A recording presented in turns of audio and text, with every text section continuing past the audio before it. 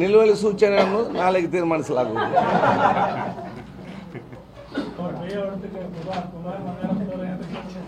ನಿಲುವಳಿ ಸೂಚನೆಯನ್ನು ನಾಳೆಗೆ ತೀರ್ಮಾನಿಸಲಾಗುವುದು.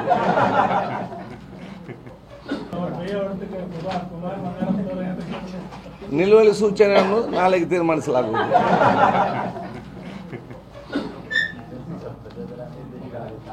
ಈಗ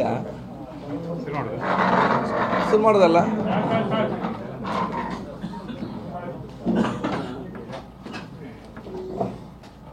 ಇವತ್ತಿನ ಪತ್ರಿಕಾಗೋಷ್ಠಿ ನಿಮ್ಮೆಲ್ಲ ಸ್ವಾಗತಿಸ್ತಾ, ಪ್ರಥಮವಾಗಿ ನಮ್ಮ ನಗಲಿದಂತಹ ಈ ದೇಶದ ಮಾಜಿ ಪ್ರಧಾನಮಂತ್ರಿ ಡಾಕ್ಟರ್ ಮನಮೋಹನ್ ಸಿಂಗ್ ಅವರ ಬಗ್ಗೆ ನಾವು ಇವತ್ತು ಸಂತಾಪ ಸೂಚಿಸ್ತೇವೆ. ನವಭಾರತದ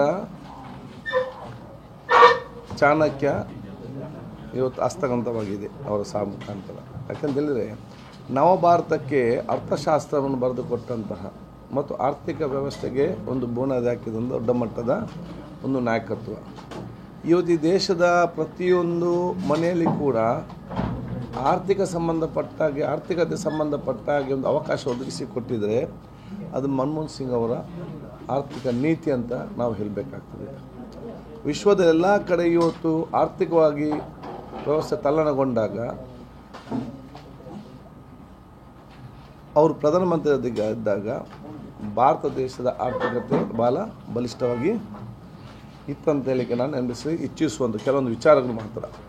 ಅಷ್ಟೇ ಅಲ್ಲದೆ ಭವಿಷ್ಯದ ಭಾರತಕ್ಕಾಗಿ US ಜೊತೆ ಪರಮಾಣು ಒಪ್ಪಂದ ಮಾಡಿಕೊಳ್ಳಿಕ್ಕೆ ಬೇಕಾಗಿ ಆವಾಗ ನಮ್ಮ ಹತ್ರ ಅವ್ರ ಹತ್ರ ಮೆಜಾರಿಟಿ ಇರಲಿಲ್ಲ, ಫುಲ್ ಮೆಜಾರಿಟಿ, ಬೇರೆ ಮೆಜಾರಿಟಿ ಬರಬೇಕಿತ್ತು.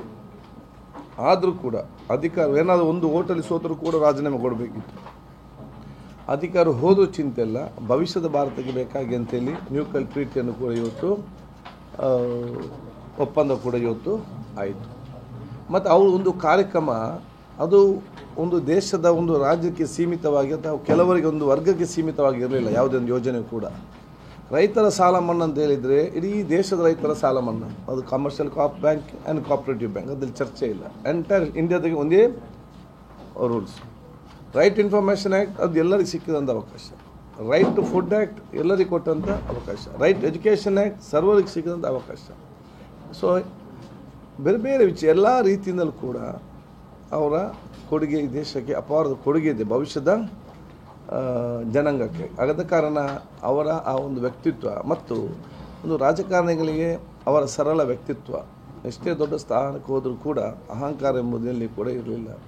ಸೌಮ್ಯತೆ, ಸರಳತೆ, ಅವರ ಪ್ರಾಮಾಣಿಕತೆ ಅದೆಲ್ಲ ರಾಜಕಾರಣಿಗಳಿಗೆ ಒಂದು ಮಾದರಿ ಅಂತ ಹೇಳಿ ನಾನು ಇವತ್ತು ಬಯಸಿ ಬಹುಶಃ ಮತ್ತೊಮ್ಮೆ ಅವರ ಆತ್ಮಕ್ಕೆ ನಾನು ಶಾಂತಿ ಕೊಡ್ತೇನೆ. ಇಬ್ಬರು ಬರ್ರೆ. ಈಗ ಬೆಳಗಾವಿಯಲ್ಲಿ ನಡೆದಂಥ ಅಧಿವೇಶನ ಅತ್ಯಂತ ಒಂದು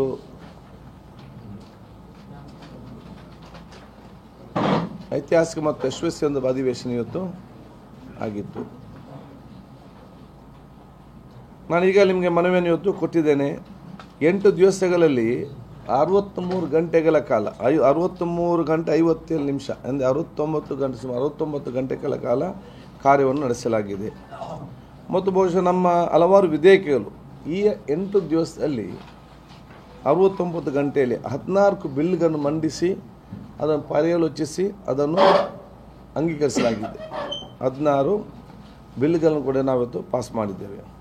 ಅದು ಅಲ್ಲದೆ 2 ಬಿಲ್ಗಳಿತ್ತು. ಒಂದು ಅನರ್ಹತಾ ವಿತರಣೆ ತಿದ್ದುಪಡಿ ವಿಧೇಯಕ ಮತ್ತು ಇನ್ನೊಂದು ಕರ್ನಾಟಕ ಪಟ್ಟಣ ಮತ್ತು ಗ್ರಾಮಾಂತರ ಯೋಜನೆ ತಿದ್ದುಪಡಿ ವಿಧೇಯಕ. ಇದನ್ನು ನಾವು ವಿಡ್ರಾ ಮಾಡಿದ್ದೇವೆ. ಪ್ರೋಸೆಸ್ ಅಷ್ಟೇ ಇದೆ ವಿಡ್ರಾ ಮಾಡಲಿಕ್ಕೂ ಕೂಡ. ಅದನ್ನು ಬರೀ ಉತ್ತರ ಕರ್ನಾಟಕಕ್ಕೆ ಅಂದರೆ ಸಪ್ರೇಟಾಗಿ ಚರ್ಚೆಯಲ್ಲಿ 49 ಸದಸ್ಯರು ಯಾರಿಗೆಲ್ಲ ಮಾತಾಡಲಿಕ್ಕೆ ಅವಕಾಶ ಬೇಕಾ ಎಲ್ಲರಿಗೂ ಕೂಡ ಮಾತಾಡುವಂಥ ಅವಕಾಶ ಕೂಡ ಕಲ್ಪಿಸಿದ್ದು ಕೊಡಲಾಗಿದ್ದು 49 ಸದಸ್ಯರುಗಳು 13 ಗಂಟೆ 11 ನಿಮಿಷಗಳ ಕಾಲ ಬರೀ ಉತ್ತರ ಕರ್ನಾಟಕದ ಬಗ್ಗೆ ಚರ್ಚೆ ನಡೆಸಿದ್ದು ಇದು ಪ್ರಥಮ ಬಾರಿ ಇಷ್ಟು ಆಯಿತು.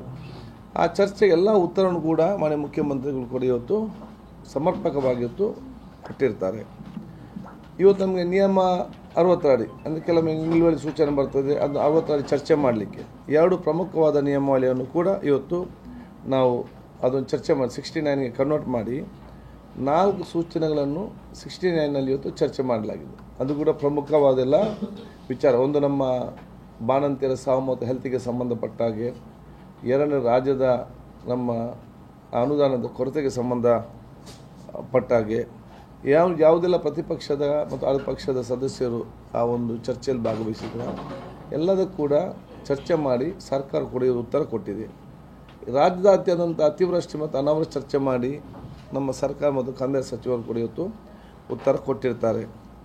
ಗಮನಿಸಲು ಸೂಚನೆ 444 ಕೊಟ್ಟದಲ್ಲಿ 294 ಬಹುಶಃ ಇವತ್ತು ಸದನದಲ್ಲಿ ಚರ್ಚೆಗೆ ತಗೊಂಡು ಉತ್ತರಿಸಲಾಗಿದೆ. ಅದೇ ರೀತಿ ನಿಮಗೆ ಈಗಾಗಲೇ ಲಿಖಿತವಾದ ಪ್ರಶ್ನೆ ಕೂಡ ಕ್ವಶನ್ ನಾವೆಲ್ಲೂ ಕೂಡ ಮಿಸ್ ಆಗಲಿಲ್ಲ. ಯಾಕಂದರೆ ಶಾಸಕರು ಕ್ವಶನ್ ಕೇಳ್ತಾರೆ, ಕ್ವಶನ್ಗೆ ನಾವು ಕೊಟ್ಟಲೇಬೇಕಂತ ಹೇಳಿಕೊಂಡು ಬಹುತೇಕ ಎಲ್ಲ 150 ಪ್ರಶ್ನೆಗಳ ಪೈಕಿ 137 ಪ್ರಶ್ನೆಗಳಿಗೆ ಅವತ್ತು ನಾವು ಚರ್ಚೆ ಮಾಡಲಾಗಿದೆ. ಆದ ಕಾರಣ 351ರಲ್ಲಿ ಇವತ್ತು ಹಲವಾರು ಪ್ರಶ್ನೆಗಳನ್ನು ಕೇಳ್ತಾರೆ. ಅದರಲ್ಲಿ 80 ಸೂಚನೆ ಉತ್ತರ ಕೂಡ ಕೊಡಲಾಗಿದೆ. ರಾಜ್ಯದಲ್ಲಿ ಬಹುಶಃ ಅದಕ್ಕೆ ಕಂದಾಯ ಸಚಿವರು ಉತ್ತರ ಕೊಟ್ಟಿದ್ದರು. ಅದೇ ರೀತಿ ಬೇರೆ ಬೇರೆ ನಮ್ಮ ಅಂದಾಜು ಸಮಯದಲ್ಲಿ ಅಂದಾಜು ಸಮಯಗಳ ಸಮಿತಿ ವರದಿ ಇದನ್ನು ಕೂಡ ಇವತ್ತು ಕೊಟ್ಟಿರೋದು ಮಾತ್ರವಲ್ಲದೆ ಇವತ್ತು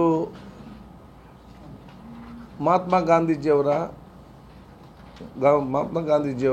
ಕಾಂಗ್ರೆಸ್ ಪಕ್ಷದ ಅಧಿಕಾರ ವಹಿಸಿಕೊಂಡಂಥ ಬೆಳಗಾಂ ಅಧಿವೇಶನಕ್ಕೆ ಶತನ ಮಹೋತ್ಸವದ ಸಂದರ್ಭದಲ್ಲಿ ಇದನ್ನು ರೆಸೊಲ್ಯೂಷನ್ ಕೂಡ ಮಾಡಿಕೊಂಡು ಇವತ್ತು ಸರ್ಕಾರ ರೆಸೊಲ್ಯೂಷನ್ ಕುರಿತು ಮಾಡಿ ಅದನ್ನು ಸರ್ವಾತ್ಮಕ ಅಂಗೀಕರಿಸಲಾಗಿದೆ.